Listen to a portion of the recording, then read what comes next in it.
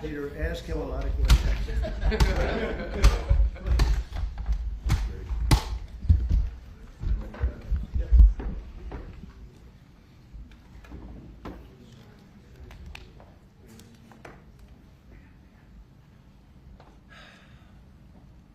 You all set? So it's an honor to have you back. A friend of mine, Kid Rock, sometimes referred to as Bob. I know him as Bob, but he's been a good friend for a long time, many years, and he's been after something that is for the good of a lot of people, including, in particular, the public, and having to do with ticket sales and scalping and all of the gouging that you have been reading about. That's gotten worse and worse with time. And I didn't know too much about it, but I checked it out, and it is a big problem. And I thought, I think you've been trying to get this done for 20 years or something. He said Trump got it done in 2 weeks. But we came up with a very serious EO, and I'm going to sign it now, and maybe I'll ask you, Will, to explain a little bit about it, please. Of course, sir. So this is an executive order, as you said, that deals with the ticket reselling business. For fans of live entertainment and for entertainers as well, the ticket reselling industry has become a huge issue. These people use bots and computer algorithms to buy up huge blocks of tickets and then jack up the price so that fans of live entertainers like Mr. Ritchie, I almost called him Mr. Rock, don't have access to concerts the way that they should. And when they do, it's at exorbitantly high prices. So what this executive order does, it charges the FTC and the Department of Justice with rigorously enforcing laws on the books in collaboration with state attorneys general that have power over consumer protection and other people who have the power to really crack down on this issue so that entertainers and fans won't be subject to these abusive and oftentimes illegal practices. Good. Thank you very much. Bob, you want to say something? Yeah, anybody it doesn't matter your politics. First off, thank you, Mr. President, because this has happened at lightning speed. I know you put, I want to make sure Alina Habba gets her credit too, because I know she worked very hard on this, but thank you for making this happen so quick. Anyone who's bought a concert ticket in the last decade, maybe 20 years, no matter what your politics are, knows that it's a conundrum. You buy a ticket for $100, by the time you check out, it's $170. You don't know what you can charge for it, but more importantly, these bots. You know, they come in to get all the good tickets to your favorite shows you want to go to, and then they're relisted immediately for sometimes a 400% or 500% markup. And the artists don't see any of that money. And, you know, ultimately, I think this is a great first step. I would love down the road if there would be some legislation that we could actually put a cap on the resale of tickets. And I'm a capitalist and a deregulation guy, but they've tried this in some places in Europe, and it seems to be the only thing that's us as artists be able to get the tickets into the hands of the fans at the prices we set. I'll be the first one to say, and I know the president doesn't like when I say this, but I'm a little overpaid right now. It's kind of ridiculous. I would rather be, you know, a hero to the working class people and have them be able to come attend my shows and give them a fair ticket price. I can't control that right now, so hopefully this is a step to really be able to make that happen. I know a lot of artists and a lot of fans who love concerts and music are going to be very appreciative of you taking this. And I think Bob is more interested in the fans and the people that are having to pay crazy prices than he is the artist.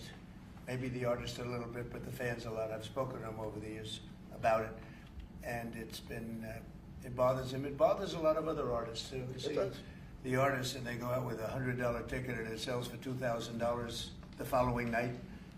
And they seem to be able to sweep up the best locations too, which is pretty amazing. So they've only enforced that Bots Act one time, I believe. Yeah. A couple years ago in New York City, I think we got a couple $1 million fine, and that's the only time they've enforced that act. And who's the primary culprit? Who sells these tickets? It's the scalpers. It's these bots go in and they're automated, so you're in. But is there a company involved? You might know. No. Well, there's reselling markets. Yeah. I think I know, Peter. But that's all right. Don't get them involved. Maybe what company do you think? Maybe they're more innocent than we think. Well, if you think of it, like if Ticketmaster sells a ticket, if you buy a ticket and go to a show, you're in a lot of ways their worst customer. because they make another 17, whatever percentage every time that ticket resells. So they don't want to enforce the Bots Act necessarily because they're making more money off it. The artists don't see any of that money, but that's not what I'm advocating for, is for me to make more money. I want the fans to have fair ticket prices, be able to go and enjoy more shows. I know people that they decide on a family vacation or going to their favorite concert once a year rather than, my parents used to go see multiple shows when you could afford them back in their day. And I'd like to take my ticket prices lower, but if I set my ticket prices low, these bots immediately eat them up and they resell for hundreds of dollars more, and I'm just making these bad actors rich. Well, I think this is a big step to getting it stopped. Do you have something, Brad? Yeah, I do actually. I actually feel that the consumer is going to take the money that they saved and actually buy merch, which you guys have a big percentage of, or do concessions, which you guys split with the venue on that as well. So I think their money We don't goes share for it. concessions a lot. No? No, those are, we try to, but they don't want to share it in the beer prices and parking or any of that stuff. But the bottom line is there's money for everyone to be made. There's plenty of money to go around. No one's going to really lose here. Ticketmaster, if we can get a cap, they're going to lose some money. But I've already talked to the CEO, Michael, and he's given me his word. He's on board for it. I was talking to Jacoby with Papa Roach earlier, and by the way, he's a big fan of what you're doing, President Trump, digging into this whole scalping and the bots. A lot of musicians, you can say that, they're with Kid Rock, sir. Good. On I this, think so. without a doubt. A lot of people are. President Trump, Peter? would you ever wear a jacket like that? I don't know. I was thinking about doing it for tomorrow. We have a big event coming up, and I was thinking about doing it, but I'm not sure. So you recently bought a Tesla for White House staff I did. to use, but now there's all these domestic terrorists targeting Teslas. Are the staff scared to drive it?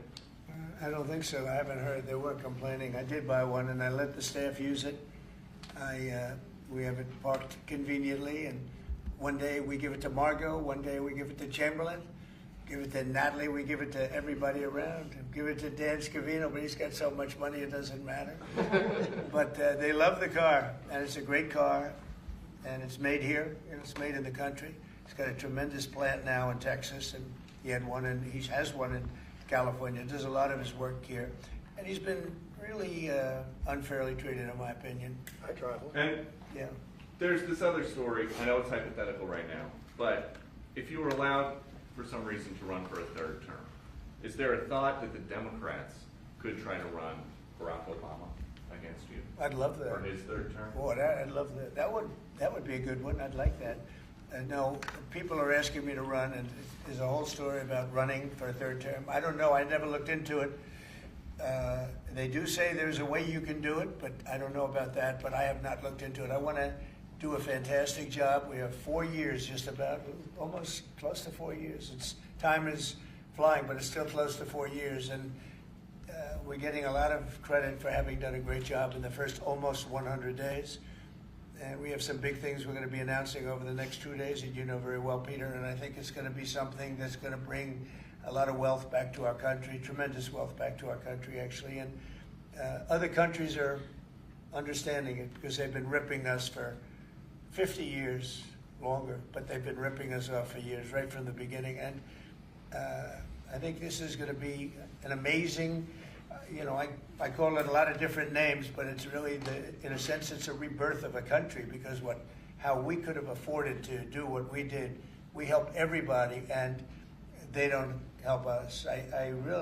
The term I like best probably is the liberation of America. It's the liberation of this country because it's incredible. Look, we have 36 trillion in debt for a reason, and that accumulates over a long period of time.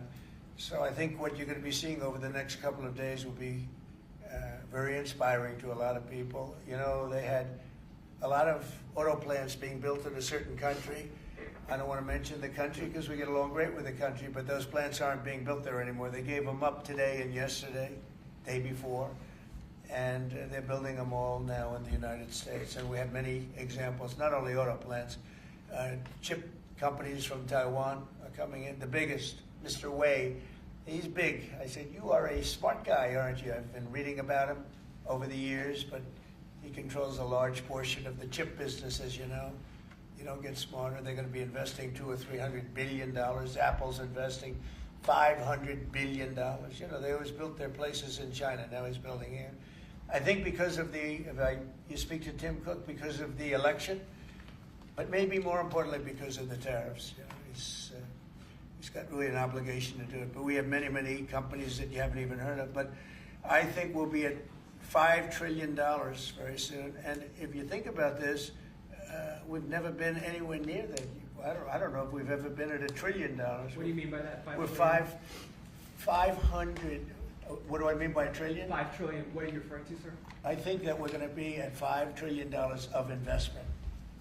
I think you're going to have investments very shortly. We're already 3.5, and we have commitments, verbal commitments for a lot more. And numbers like that have never been done in this country. And it's going to get harder. This is in 2 months.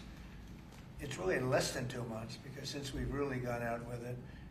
And we have other interesting things happening. But to me, the whole tariff situation, and essentially they've done that to us for many years. So if we're anywhere near $5 trillion in 2 months, this could be numbers like the country's never seen. And every time you hear a dollar spent, that's another job, because the jobs are coming with it. So auto plants, chip plants, pharmaceuticals, lumber coming in. We have things happening in this country. I'm not sure that they've ever seen it. Steel, you know, we have tariffs on steel. They've been here for a while. Steel and aluminum. Nobody's ever seen anything like we're witnessing now. Nobody's ever seen anything. Most of you agree with that. I mean, it's nothing much you can't agree with. We have things happening in terms of jobs and investment, the likes of which I don't think we've ever seen. If you look at, let's say, $4 to $5 trillion in a period of a month and a half, that's even more than you do with your concerts, which are always sold out, right? Nobody's ever seen numbers. And think of it, where Apple's at $500 billion, as I said, but they always used to spend that money in China. Now they're spending it here. That means they're going to build. Now, they don't have any tariffs. Remember, there are no tariffs if you do your product here, if you build whatever it is in the USA. One of the things we're also trying to get is if you buy a car that was built in the USA, you get a deduction on interest. So if you go out and borrow money to buy a car, if it's built in the USA, never been done before, it's a big deduction for people that really aren't used to deductions, frankly, because people that buy cars like that are not big into the world of deductions, and now they're going to learn about deductions. So I think it's going to be great. Yeah. Mr. President, are you going to move ahead with a universal tariff or different individual tariff rates on a whole variety of different? Well, you're going to see in 2 days, which is maybe tomorrow night or probably Wednesday. You're going to see, and they're reciprocal. So whatever they charge us, we charge them, but we're being nicer than they were. We have a lot of countries, friend and foe. I always say friend and foe, but the friend in many cases is worse than the foe. They took advantage of us, and we are going to be very nice by comparison to what they were. The numbers will be lower than what they've been charging us, and in some cases maybe substantially lower, but we sort of have a world obligation perhaps. But we're going to be very nice. Relatively speaking, we're going to be very kind. Mr. President, you met with the chairman. Somebody said that about me the other day. They said, who doesn't know me very well, they said, "You're such a kind person." And I said, "Say that again." They said, "You're a kind person." I said, "I've never heard that before." It was a weird statement. I was kind. Who said that? I've heard of words that, I don't know, I better not tell you. You know, I've been called a lot of things, but it's sort of a different kind of a word. It's like an old-fashioned word, isn't it? Mr. President, you met with the chairman of Stellantis today. Did Yes. he ask you for a pause on the auto tariffs? No. What was that meeting about? Just about some of the problems they have with the environmental, which we're going to clean up. Have any of the automakers... We're going to probably go back to 1920. If you look, we're going to go back probably to a 2020 standard. So we'll have 2020 standard, and that's just a few years ago. Oh, they're making it so difficult. All over the world they're making it. It doesn't mean a damn bit of difference either for the environment. It doesn't matter. They make it impossible for people to build cars. So we're going to be doing much different. 2020 is a strong standard, but they've taken it to a level now that makes it very difficult to build a car. So we're going to be bringing it back to a standard that is a very good environmental standard, but it makes it possible to build a car. Have you heard any concerns from the automakers, though, about the tariffs on parts that will go into effect None. over the coming They- weeks, about they what all that's going know. to mean for the price of Well, I gave them a American-made big break cars? for a month. I didn't charge them anything, for a big month, for that first month. And they brought a lot of material into this country because they could bring it in without tariff. If you look at Canada and Mexico, they were driving hundreds of thousands of cars into the market because they avoid the tariffs by doing it before the tariffs go on, which would be Wednesday. And I looked at I saw some of your shows where cars are lined up for miles and miles. Some of them didn't have fenders on them. Some of them didn't have the roof on yet. They're driving it in brand new. They're driving it in because they want to avoid the tariffs. I let them have that. They sort of took advantage of it because, that wasn't part of the deal, but that's okay. Are there any They're countries- great American car companies, and so I gave them a little break on that. Yeah. Are there any countries that you're not targeting on Wednesday? Well, it depends. I said it's reciprocal. Not everybody has made a fortune, but almost everybody has, but not everybody. And the ones that haven't, we're going to be very nice to them. And on a separate issue, Because that word reciprocal is very important. What they do to us, we do to them. Okay. Can I just ask you briefly on President Putin? You said over the weekend, or indicated over the weekend, some frustration with him. How serious are you about imposing oil sanctions on No, I Russian want oil? to see him make a deal so that we stop Russian soldiers and Ukrainian soldiers and other people from being killed. But mostly it's Russian and Ukrainian soldiers. They're losing at least 2,500 human beings, beautiful human beings, a week. And I want it to stop. And some people would say, why do you worry about Russian soldiers or Ukrainian soldiers? I worry because it's like they're just like you people. They're like us. They're like all of us. And I seem to have an ability to do those things. And if I can do that, I think it's a very worthwhile thing to do. And I think we will. No, I want to make sure that he follows through, and I think he will. I don't want to go secondary tariffs on his oil, but I think, it's something I would do if I thought he wasn't doing the job. I did it with Venezuela, secondary tariffs, and you know what happened? Every boat left the harbor. Did you see that? It was a beautiful thing to see. The whole harbor emptied out. My words weren't even finished. I have these massive ships. They're actually taking the hoses and dumping them into there. They couldn't get out of there fast enough because they know I don't play games. So I think he's going to live up to what he told me, and I think he's going to fulfill his part of the deal. Now, then you have Zelensky, and hopefully he's going to live up. I see he's trying to renegotiate the rare earth. We did something because, as you know, the Europeans get paid back the money that they gave, and we don't, because Biden is an incompetent president. And he should have asked for rare earth, or he should have asked for the loans to be guaranteed in some form. That's what Europe did. Europe is in for probably $100 billion, and we're in for $350 billion. So we're in for more than 3 times. And now you could make it a little bit less than that, but it doesn't matter, whatever the number. We're in for substantially more than Europe. We could be in for $350 billion. They have no idea because Biden wasn't a good bookkeeper except for himself. And what happens is we made a deal for rare earth. It was all done. And I heard through you, I haven't spoken to them yet, but through you I heard that they're now saying, well, I'll only do that deal if we get into NATO or something to that effect. Well, that was never, number one, discussed. Number two, I think it's going to be long before Putin, they said you're not going into NATO. And it could be, that's probably the reason the war started, actually. We're hours away from a very special election. Wisconsin, Florida. I want to share your thoughts on Republican voters to not sleep on this. These are 2 very important races you got. Well, it's a big race, Supreme Court race in Wisconsin. It's taking place essentially as it was early voting, so we'll see what happens. It's a big race. I love Wisconsin. We won Wisconsin. Republicans typically don't do very well in Wisconsin, but I did. I actually won it twice. I actually probably won it 3 times to be exact. We played their side. Not probably. I won it 3 times. We had a rigged election the second time, but that's one of those things. We had to make this one too big to rig. Would you agree with that, Brian? Yes, Too sir. big to rig? Yes, sir.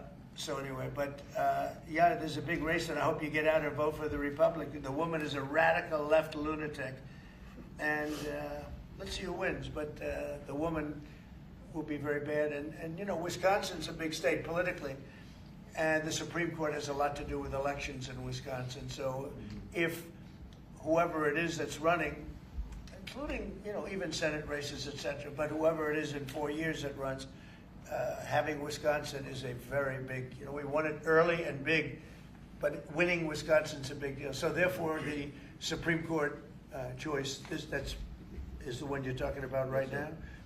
It's a big race. It's going to be announced fairly shortly. President Trump, on TikTok, big league deadlines, you got Liberation Day and then TikTok deadline. Yeah, this we week. do, which I can extend if I want, but we have a lot of enthusiasm for TikTok, for buying it. I think TikTok is good. I used it I was a great TikTok guy, and we won by 36 points, the youth. You know, we won the youth, which Republicans don't do. Maybe it's because Kid Rock likes Trump, I don't know, but we won the youth by 36 points, and I attribute some of that to TikTok. Is the TikTok deal, the negotiations now, tied to a bigger tariff deal with China? No, but you know, it could be. I mean, you know I've used tariffs for lots of different reasons, but I could see, you know, 1 point in tariffs with China, a big country, would be probably worth more than all of TikTok, as valuable as TikTok is. It's big stuff. So there's a great example. That's a great question, actually. I'm a very flexible person. I could use that for that. Like, maybe I'll take a couple of points off if I get approvals for something. I haven't done it. Maybe I'll do it, maybe I won't. But it's a very good question. Peter, you're very good. Thank you. You'll love this one. Go ahead. I can It's not front page news, but I am just curious. What is your thought about Tiger Woods now becoming part of the broader Trump family?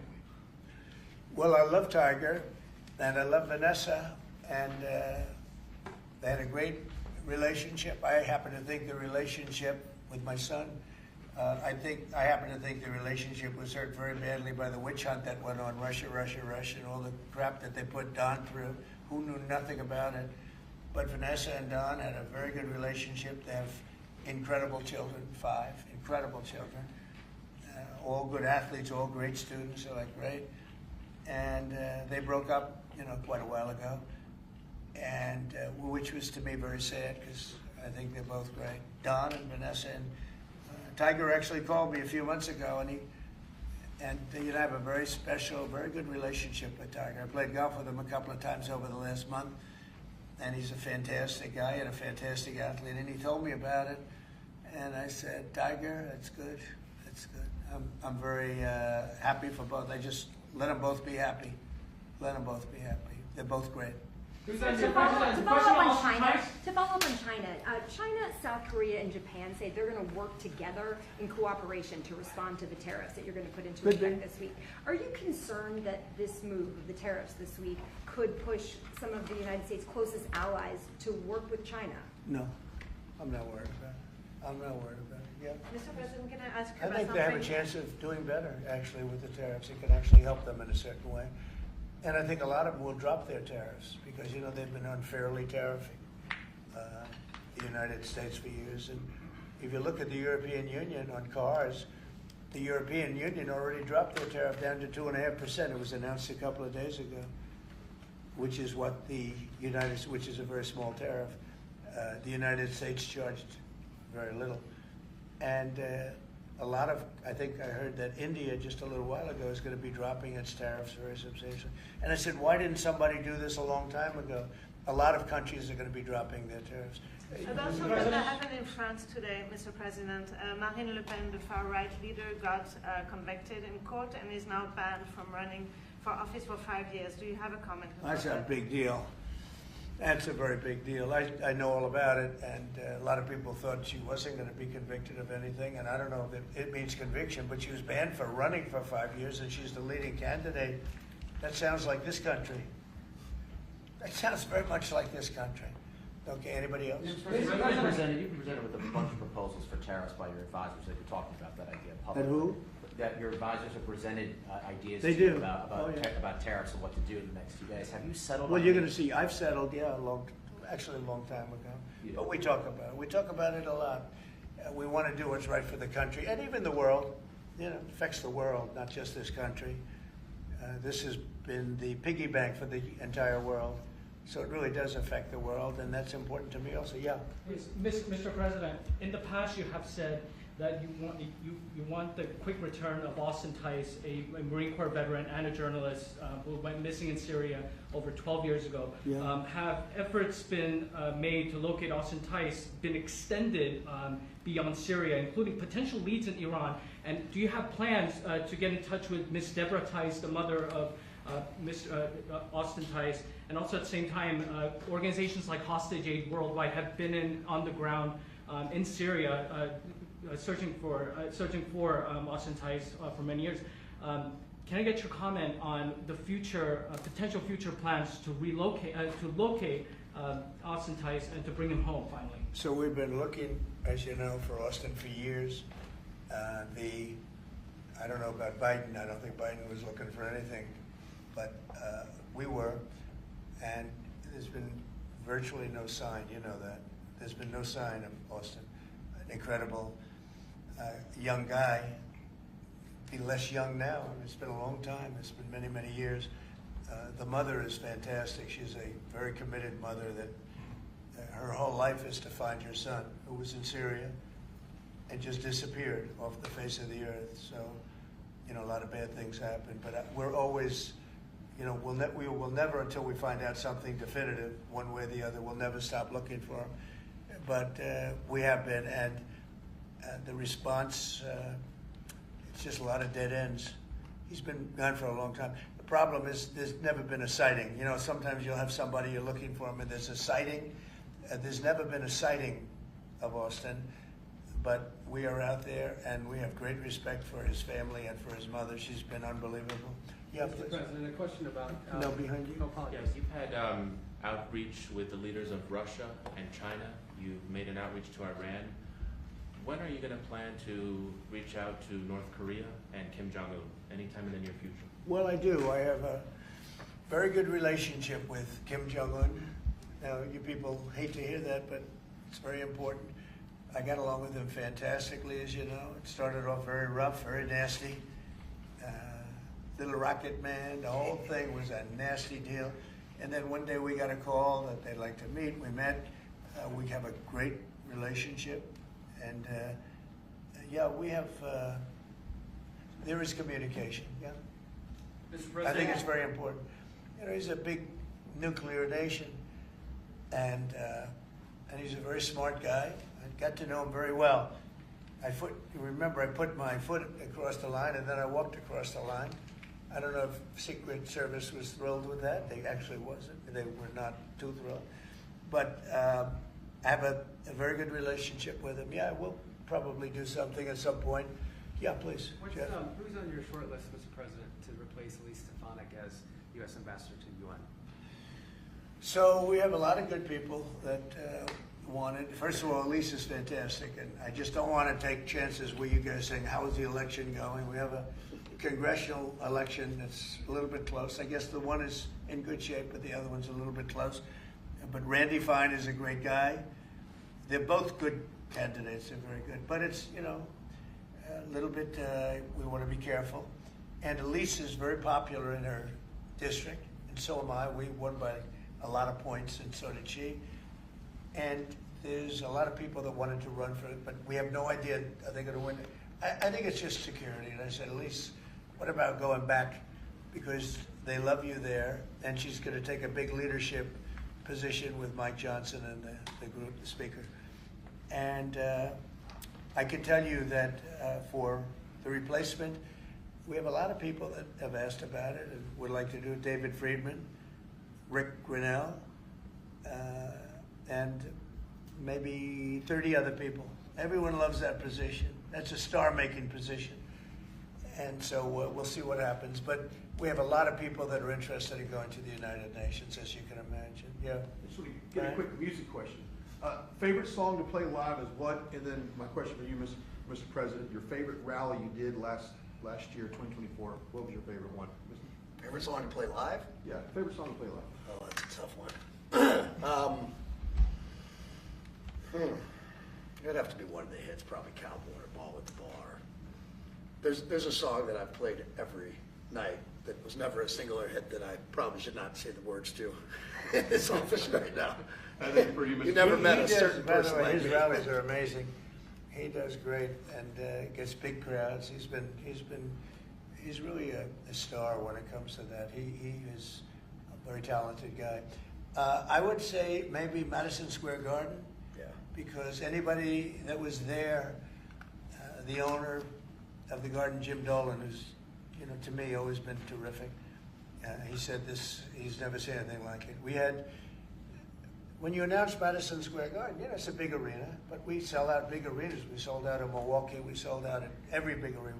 We never had empty seats. It's amazing. They talk about Bernie Sanders gets 2,000 to 3,000 people. Everyone said, these crowds, I get 107,000 people in New Jersey. In Butler, PA, we had over 100,000 the second time. We had 55,000 the first time. We have big crowds. I would say Madison Square Garden, because I grew up in New York and the garden is great. Jim Dolan treated us well, but everybody said because I think I could have filled it up 10 times. We had hundreds of thousands of people that were stacked all the way back to the Hudson River and on the other direction, back to Fifth Avenue. Nobody's ever said, I don't mean with a line, I mean like 50 deep, this way. The streets were closed, the whole thing, it was crazy. And when you take that, you want to do well at Madison Square Garden. You don't want to have empty seats. But we could have sold it out, Brian, 10 times, and everybody knew it. And I think we got a good indication that that's where the election was going. And we won every swing state, and we won by millions of votes. It was a great election, yeah. Mr. President, the U.S. military transferred 17 individuals to El Salvador overnight. Did you discuss with your team whether these deportations would run afoul of any recent court orders? No, I do want to thank, however, the president. He has been unbelievable, and in relation to us. But I think that our people have done an incredible job. I got elected on the basis of getting bad people out of our country that shouldn't be here, very dangerous people out of our country, and that's what I did. And then you have a judge that wants to take over, and I can't imagine it can be allowed.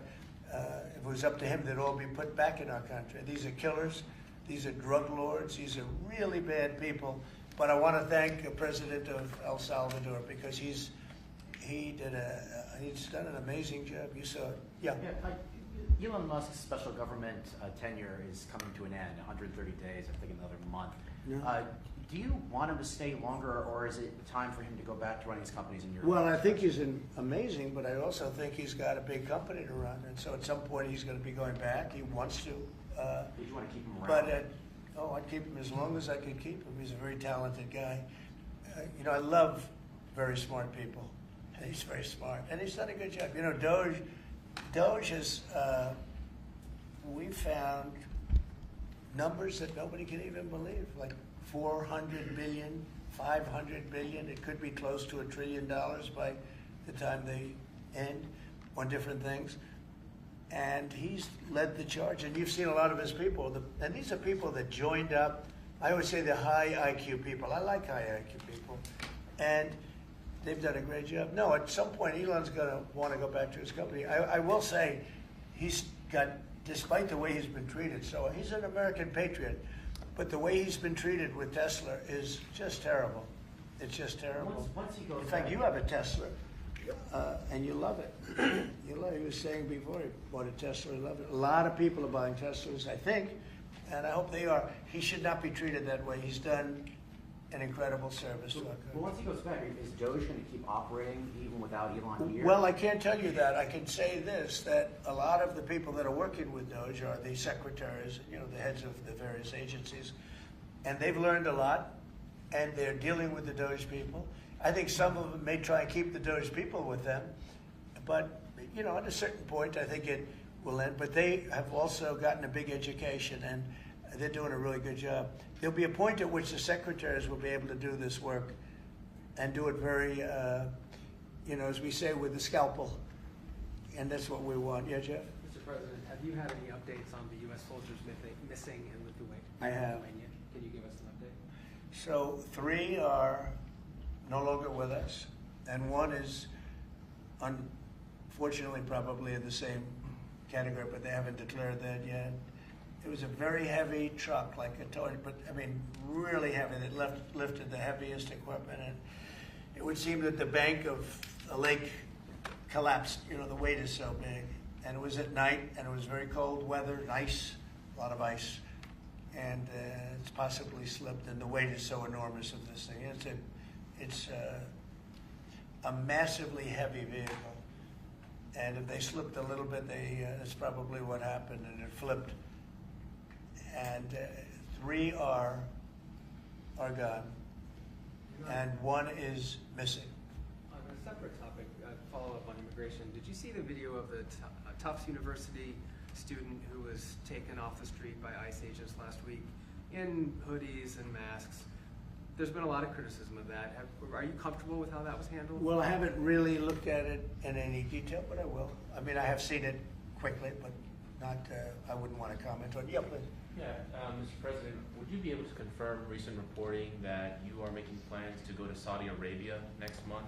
And if so, why is Saudi Arabia so important? So, I have a very good relationship with the Middle East. In fact, if you look at Michigan, I won the vote by a lot. People were a little surprised. And I have a very good relationship with Mohammed and the king. His son is Mohammed, he's great. Crown Prince, actually he's Prime Minister too. He's got a lot of good titles, but he's great, and the king has been wonderful. And if you remember, last time I went to Saudi Arabia, I put him first on the list because they agreed to buy $450 billion worth of American goods, military and otherwise, and they did. And it was an unbelievable day. It was in this gorgeous ballroom, and companies were there from many, probably 100 companies, and they were given anywhere from $40 or $50 million to less, and more actually. Okay, some of them were given numbers that were just many times that amount. I think we had a couple of $20 billion deals and big stuff. And it's a very rich country because of oil, and we are a very rich country ultimately when we straighten it out because of oil.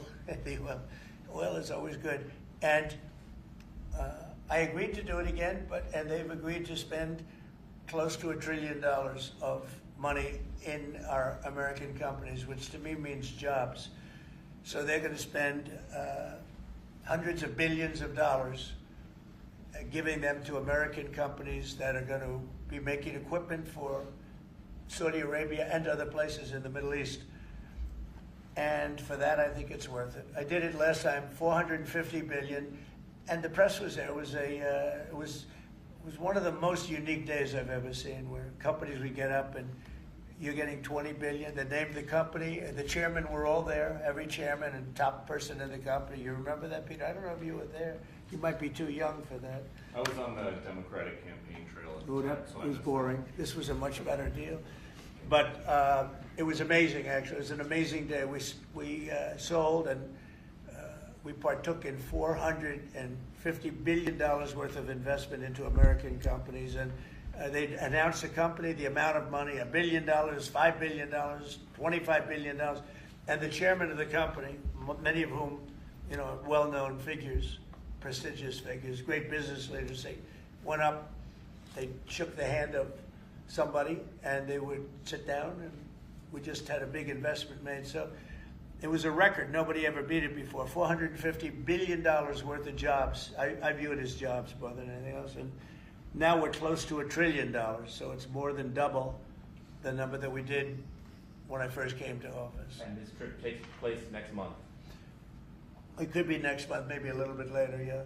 And we're going to Qatar also. And also we're going to possibly a couple of other countries. UAE is very important. It's a great leader in UAE. And I had his brother here the other night, if you saw that. We had a wonderful guy, a wonderful family. So we'll probably stop at UAE and Qatar, and as I used to call it, Qatar. Nobody's ever told me right or wrong. I always like to say Qatar, but it's Qatar. They like to say Qatar. And Saudi Arabia, the three of them, and then we'll go other places also. But in the Middle East, those seem to be the three. And again, tremendous amounts of jobs will be created that in those 2 or 3 days. Thank you very much, everybody. Thank you. Press, headed out that door right there. Oh, Thanks, guys. President Trump, Thanks, you guys. get to sign Thanks, the guys. deal. You guys wrap it up. Wait. Well, that was good. Okay, ready, everybody? Well, you better do well with this. He's gonna do it, make sure everything is nice and clean, right, for your Make industry. America fun Because again. you're not in a clean industry. Hold that up. Okay? Thank you, everybody. Thank you, Press. Thank you, Press, everyone. Thank you. This way. Thanks, guys. Thanks, everybody.